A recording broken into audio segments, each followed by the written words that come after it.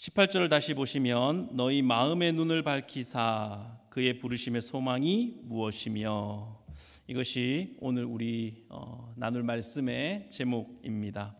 에베소서 강해 5번째 시간에 오신 여러분들을 환영하고 축복합니다. 지난 시간까지 우리는 하나님께서 우리에게 주신 모든 신령한 복 3가지를 살펴보았습니다. 사실 에베소서 1장 3절로 14절 안에는 3가지 이상의 복들을 더 많이 찾아낼 수 있는데 가장 큰 3가지, 대표적으로 그 3개를 살펴보았죠. 첫 번째는 성부 하나님의 택하심입니다. 이제는 대답이 나오셔야 됩니다. 그죠? 두 번째는 성자 하나님의 이제 말해주면 대답이 나옵니다. 참 기쁘네요. 속량 제사함입니다. 세 번째는 성령 하나님의 인침입니다. 그리고 우리가 살펴본 것이 하나님의 구원의 경륜이 어떠한가, 이것을 살펴보았어요. 1장 10절에 있는 말씀대로 하늘에 있는 것이나 땅에 있는 것이 다 그리스도 안에서 어떻게 된다고요? 통일되게 하려 하심이라. 이것이 우리를 구원하신 이 구원 역사의 그 경륜이다라는 것입니다. 모든 만물이 그리스도 안에서 통일되게 하시겠다 하는 이 거대한 하나님의 구원 역사, 이 담론 안에 저와 여러분의 구원이 들어있고 그것을 통해서 또 일하시는 하나님이심을 우리가 살펴보았습니다.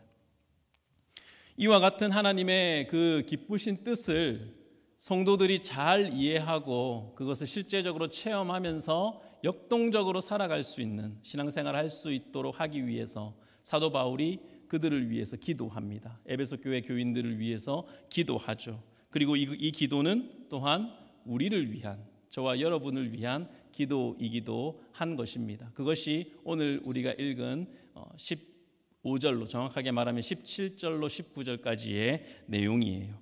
오늘 우리가 중점적으로 살펴볼 것은 18절에 있는 부르심의 소망이 무엇인지 알게 하소서, 이것을 우리가 중점적으로 살펴보려고 합니다. 지난 주일에 우리가 13절, 14절을 살펴보았는데 오늘 제가 많은 것들을 패스했습니다. 건너뛰었어요. 15절도 16절도 17절도 건너뛰고 바로 부르심의 소망이 무엇인지 알게 해주십시오, 여기로 넘어왔습니다.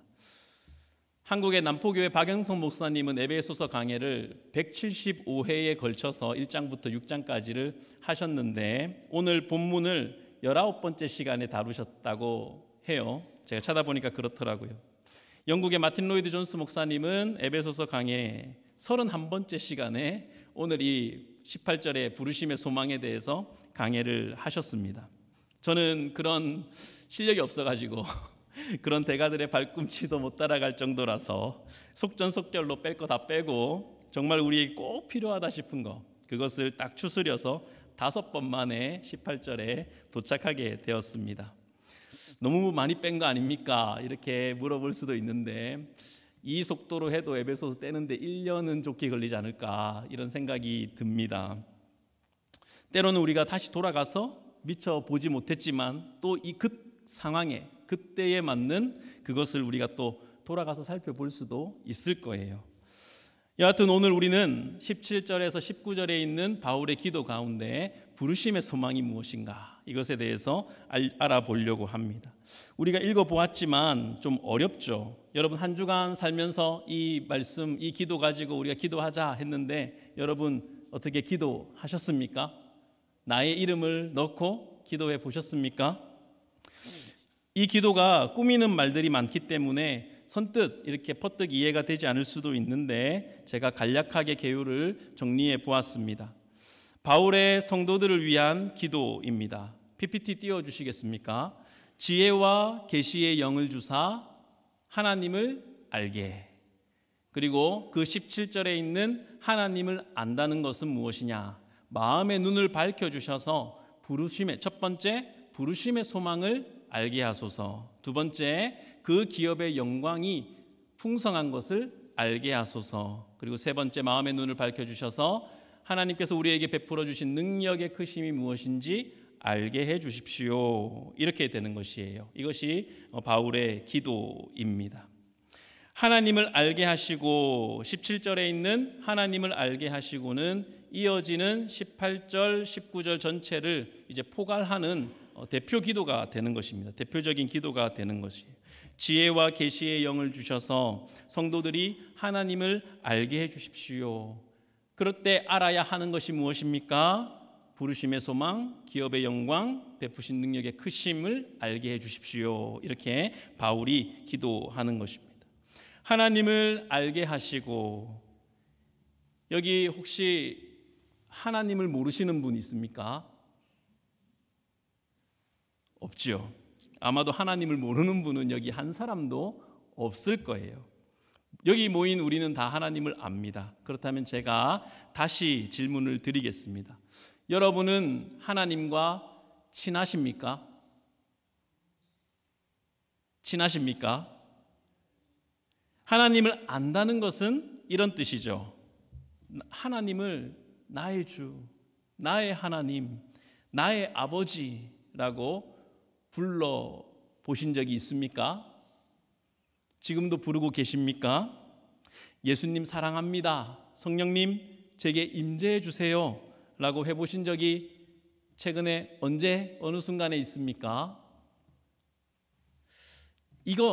여기서 안다는 것은 바로 이 관계, 친하다, 친밀하다, 그런 어떤 인격적인 교제가 있다는 것을 안다라고 말씀하는 것이죠. 제임스 패커라는 신학자가 쓴 유명한 책이 있습니다. 바로 하나님을 아는 지식이라는 책이에요. 그는 이 책에서 단순히 하나님에 대한 교리적인 지식을 습득하는 것을 넘어서서 살아계신 하나님과의 인격적이고 관계적인 이야말로 신앙생활의 핵심이고 인간이 누릴 수 있는 가장 큰 특권, 행복이다라고 말했습니다. 교회가 병들고 약해지는 가장 큰 이유는 성도들이 하나님을 실제로 경험하지 못하기 때문에, 실제로 알지 못하기 때문이죠.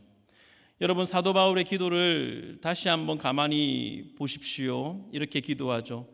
성도들이 하나님을 알게 해 주십시오. 그래서 그의 부르심의 소망을 깨닫게 해 주십시오. 하나님을 알게 해 주십시오. 그래서 성도의 기업의 영광이 얼마나 풍성한지 알게 해 주십시오. 하나님을 알게 해 주십시오. 그래서 그분께서 우리에게 베푸신 능력의 크심이 어떠한지 알게 해 주십시오. 이렇게 기도합니다. 사도 바울이 강조하는 것은 알게 해 주십시오. 하지만 오해하지 말아야 할 것은 단순히 지적인 알미 아니라 삶의 체험적이고 경험적인 알미인 것이죠. 그것을 구하고 있습니다. 막연하게 내가 하나님 안다가 아니라 구체적으로 실제적으로 내가 내 남편을 알듯, 남편이 아내를 알듯, 부모가 자식을 알듯 아는 그것을 구하고 있습니다. 오늘 말씀을 통해서 지혜와 계시의 영이신 성령께서 이 시간 저와 여러분에게 부르심의 소망이 무엇인지 깨달아 알게 하시기를 축복합니다. 지난 화요일 새벽에 저희 아내가 한국에 급히 출국하게 되었습니다. 그리고 며칠이 지나서 금요일에 저녁에 중고등부 성경 공부를 마치고 차를 타고 집으로 가면서 제가 딸들한테, 딸 셋이 다 있었는데, 얘들아 우리 이번 주 잘 보냈네 이렇게 이야기를 했어요. 그랬더니 큰아이가 It's shocked, we are alive 라고 얘기를 했습니다. 그 말이 얼마나 웃겼는지, 충격적이야, 엄마 없이 우리가 생존했어 이렇게 이야기를 한 거 아닙니까? 한국말로 번역하면. 그 말이 너무 웃겼어요. 그래서 제가 우리 그래도 제법 잘 살았다 이렇게 했더니 애들이 맞다면서 엄마 없어도 6개월은 살 수 있어 이렇게 이야기를 했습니다. 우리 아내가 이 방송을 볼까 말까 잘 모르겠는데 여러분, 그렇게 유쾌하게 이 현실을 감당할 수 있는 이유가 무엇일까요? 그것은 엄마가 돌아올 것이라는 소망이 있기 때문이죠. 소망이 있기 때문입니다. 그렇지 않습니까? 그래서 소망은 현재를 기쁘고 긍정적으로 살아갈 수 있는 힘을 발휘하게 해주죠.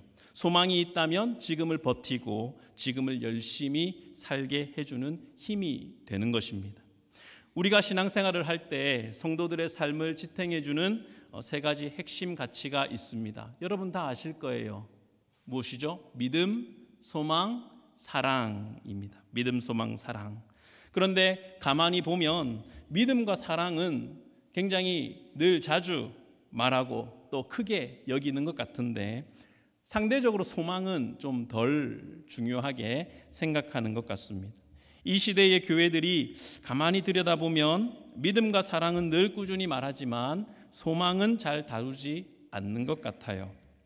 가난하고 못 살고 예수님 믿는다고 핍박당하던 시절에는 이 소망이 정말 신자들의 마음속에 강하게 있었죠. 하나님께서 언젠가 우리를 더 나은 생활로 또 구원의 그 영광으로 하나님께서 나를 이끌어 주실 거야 하는 그 강한 소망을 붙잡고 살았습니다.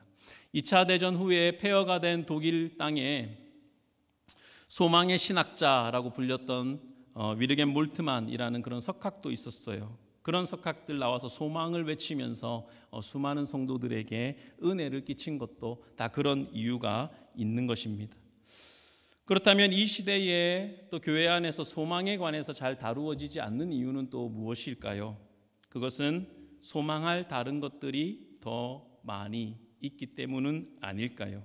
그리고 그런 다른 것들에 소망을 두는 것이 더 나은 선택이라고 생각하는 생각이 우리 마음속에 있기 때문은 혹시 아닐까요? 여러분들은 무엇을 소망하고 사십니까? 어떤 소망을 가지고 생활하시나요? 현대인들에게는 참 소망이라고 생각하는 거짓된 헛된 소망들이 있습니다. 성경에서 명백하게 말씀하고 있는 헛된 소망들이에요. 무엇이죠? 부와 성공, 외모와 젊음, 사람들의 인정받는 것, 기술 과학의 발달, 정치적으로 사회적으로 개혁하는 것, 자아실현과 같은 그런 것들입니다. 이것이 나쁘다는 게 결코 아니에요. 하지만 그것을 유일한 소망, 진정한 소망, 참 소망으로 붙잡고 있을 때 그것은 결국 그 사람을 배신하게 될 것이다 라는 겁니다. 이것들에 대해서 성경은 돈을 사랑함은 일만하게 뿌리라 라고 말씀했습니다. 잠언에 보면 매력은 속이는 것이요 아름다움은 헛되다 라고 했습니다. 오히려 백발은 노인의 면류관이다 라고 말씀했죠. 사람의 인정을 바라는 이들에게 성경 말씀은 사람을 의지하지 말라라고 말했습니다. 베스트셀러 사피엔스의 저자인 유발 하라리는 호모데우스라는 책을 또 한 권 썼습니다. 호모는 사람이고 데우스는 신이죠. 호모데우스라는 책에서 인간의 기술, 과학은 이제 신의 영역에 도달했다라는 것이에요. 그래서 그 기술의 발달로 이제 더 이상 인류가 극복하지 못할 질병은 없다라고 타임즈에서 인터뷰하고 호언장담했습니다. 그리고 그 인터뷰 마치고 어떤 일이 일어났습니까? 온 세계가 코로나로 몸살을 앓았습니다. 절망에 빠졌죠. 성경은 왕들에게 의지하지 말라 말씀하셨고 그 대신 여호와를 의지하고 너희 힘을 의지하지 말라고 말씀하십니다. 왜 그렇게 단호하게 말씀합니까? 그것은 결코 그것들이 영원하지 않기 때문이에요. 소망의 옷을 입고 찾아와서 절망의 나락으로 그것들이 끌고 가기 때문에 그렇습니다. 그것은 사람을 구원하지 못하죠. 여러분의 마음의 눈이 밝아져서 참 소망을 볼 수 있기를 축복합니다. 사도 바울은 그의 부르심의 소망을 성도들이 알게 해달라고 기도했습니다. 이 말은 이렇게도 될 수 있어요. 성도의 참된 소망이 하나님의 부르심에 있다는 것을 알게 해 주십시오. 성도의 참된 소망은 다른 데 있는 것이 아니라 하나님께서 나를 부르셨다는 것에 소망이 있습니다. 이것을 알게 해 주십시오 라고 기도하는 것입니다. 그냥 막연히 소망 가지십시다 이게 아니죠. 부르심의 소망, 그의 부르심, 하나님의 부르심은 과연 무엇이며 어떠하길래 오늘을 살아가는 우리에게 힘과 소망이 되는 것입니까? 하나님의 부르심은 현세의 고난을 넘어서 장차 있을 영광으로 인도하시는 부르심이기 때문입니다. 로마서 8장 18절이에요. 생각하건대 현재의 고난은 장차 우리에게 나타날 영광과 비교할 수 없도다 라고 말씀합니다. 또한 로마서 11장 29절에 하나님의 부르심은 후회하심이 없다고 말씀하죠. 우리는 시시각각 변하지만 하나님은 영원히 변하지 않는 하나님이시므로 어떠한 상황 속에서도 흔들리지 않는 소망이 되는 것입니다. 부르심의 주체가 영원하세요. 부르신 주체가 흔들리지 않고 변치 않으세요. 한 번 부르시면, 구원으로 부르시면 그 구원을 끝까지 책임지시고 인도하시는 하나님이시기에 그분의 부르심 자체가 우리에게 큰 위로요, 소망이 되는 것입니다. 로마서 8장 29절로 30절은 이렇게 말합니다. 하나님이 미리 아신 자들을 또한 그 아들의 형상을 본받게 하기 위하여 미리 정하셨으니 이는 그로 많은 형제 중에서 맏아들이 되게 하려 하심이니라. 하나님께서 저와 여러분을 예수 그리스도의 형상을 닮게 하기 위하여 미리 정하셨어요. 우리의 미래는 그래서 에베소서 1장 4절의 말씀처럼 그리스도 안에서 우리를 택하신 그 은혜를 따라서 거룩하고 흠이 없게 되는 것입니다. 30절 보겠습니다. 또 미리 정하신 그들을 또한 부르시고 부르신 그들을 또한 의롭다 하시고 의롭다 하신 그들을 또한 영화롭게 하셨느니라. 이것을 신학자들은 구원의 황금사슬이라고 합니다. 미리 아신 자들을 정하시고 미리 정하신 이들을 부르시고 부르신 그들을 의롭다 하시고 의롭다 하신 이를 영화롭게 완성시키시는 하나님의 구원의 황금사슬이에요. 영화롭게 하셨느니라 과거형으로 완료된 시제를 사용해서 쓰고 있습니다. 이미 완성되었다는 사실이죠. 반드시 그렇게 될 거라는 말씀입니다. 저와 여러분을 하나님께서 부르시고 하나님께서 의롭다 하시고 하나님께서 영화롭게 하셨습니다. 우리의 신앙생활이 하나님 앞에서 우리의 어떤 반응으로 일어나는 것 같아 보이지만 사실은 이 모든 일의 주권자, 이 모든 일의 주체는 영원히 우리를 붙드시는 하나님이심을 믿으시기를 바랍니다. 데살로니가 전서 5장 24절은 이렇게 말씀하세요. 너희를 부르시는 이는 미쁘시니 신실하다라는 거, 페이스풀하다는 거죠. 그가 또한 이루시리라 이렇게 말씀합니다. 그런 우리에게 보장된 약속이 무엇입니까? 로마서 8장 28절이에요. 많은 성도들이 좋아하는 말씀이죠. 우리가 함께 읽어보겠습니다. 시작.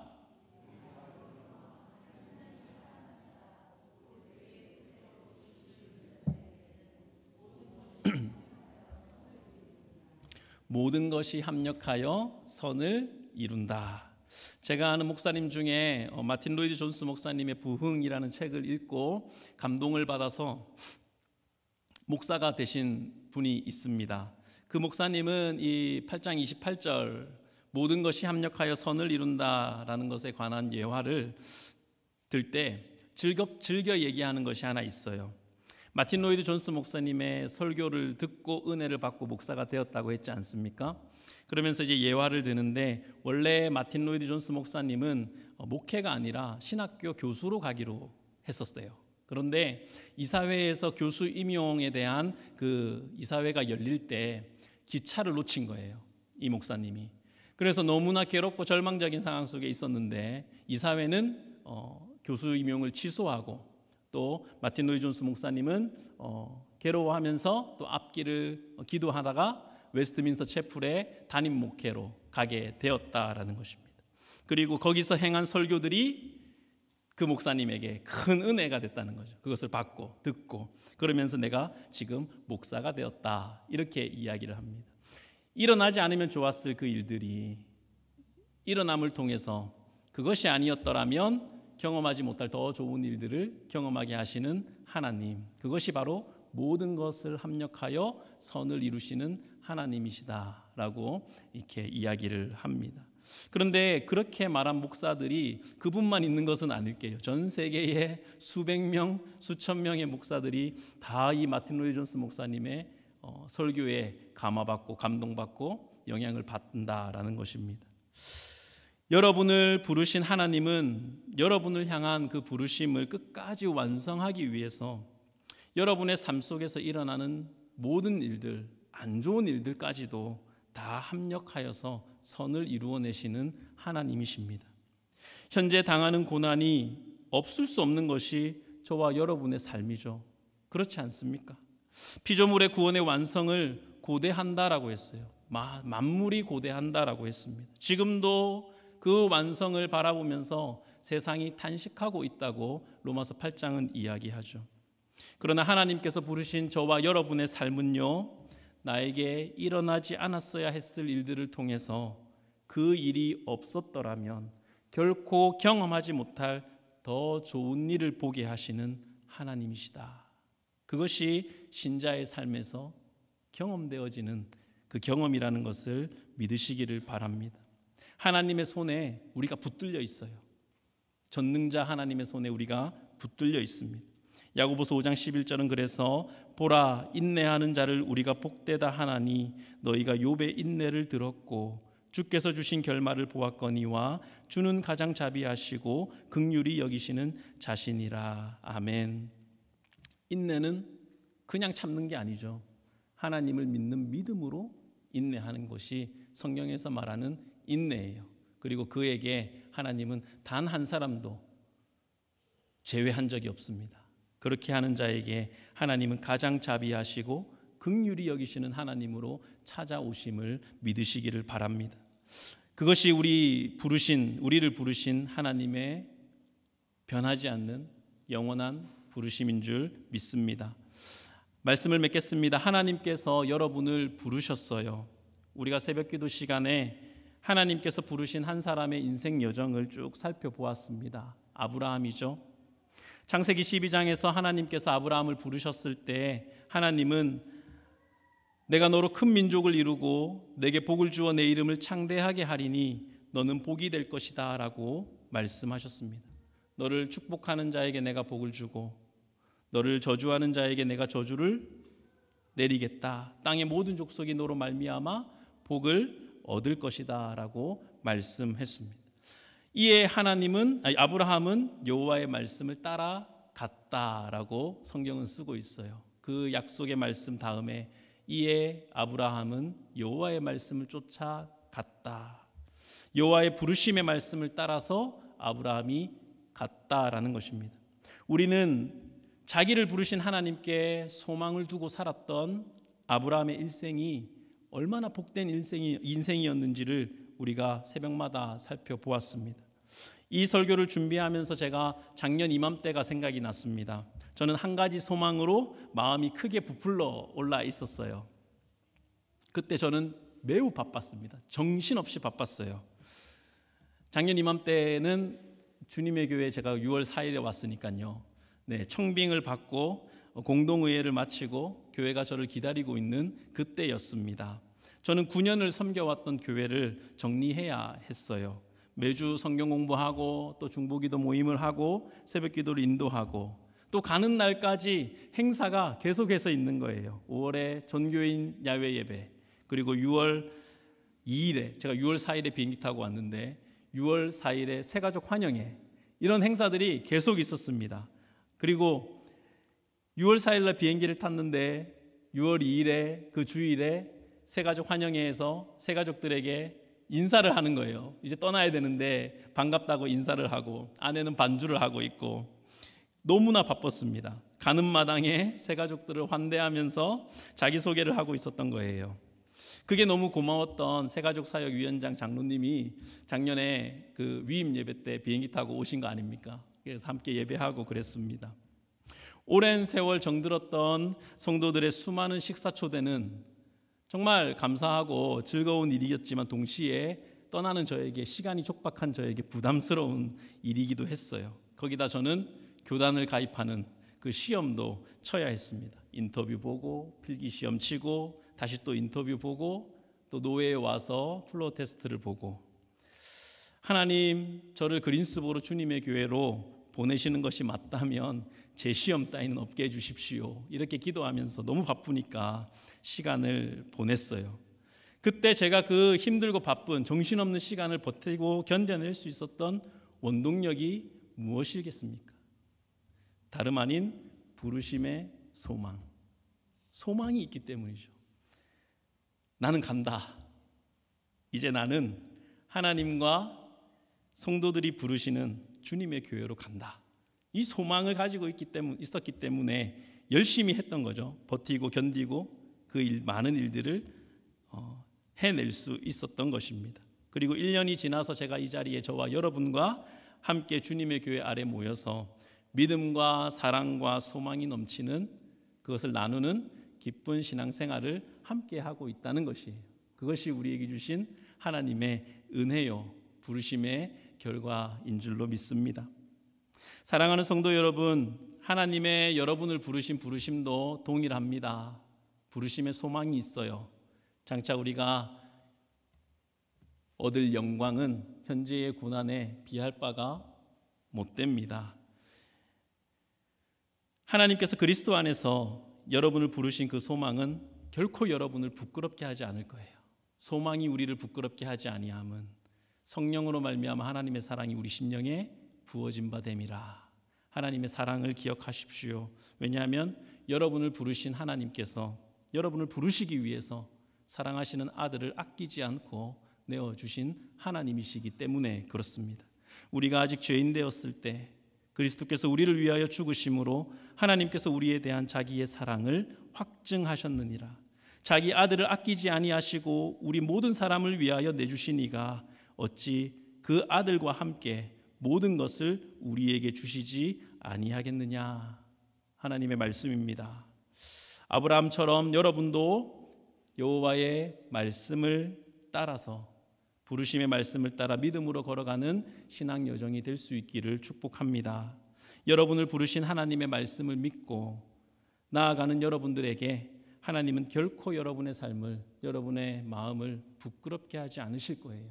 그 하나님을 믿고 신뢰하며 오늘 믿음의 경주, 신앙의 경주를 인내로 감당하시기를 주님의 이름으로 축원합니다.